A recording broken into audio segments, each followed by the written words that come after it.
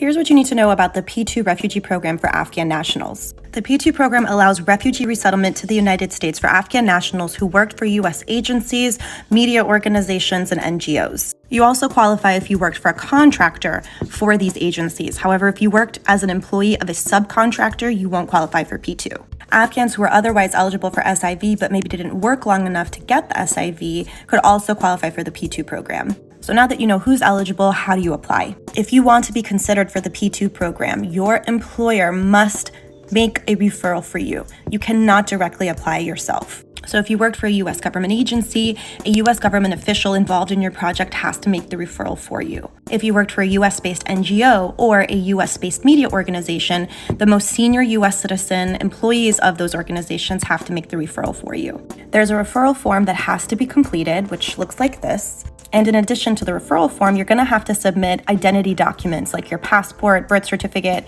or any documents that can establish your identity should you have them. You'd also need to provide evidence of your employment and employment verification.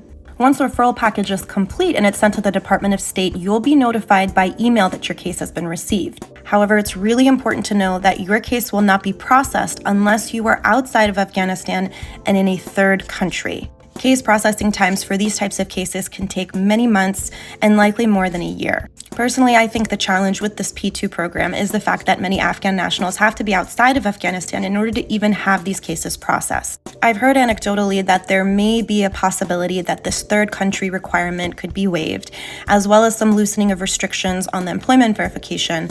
But none of that is confirmed, and at this point in time, the program requires you to be in a third country and to supply the required documentation, including employment verification. There's really detailed information about how to apply at rapsnet.org. That's www.wrapsnet.org, and they have this very helpful printout that indicates how one would apply and who is eligible.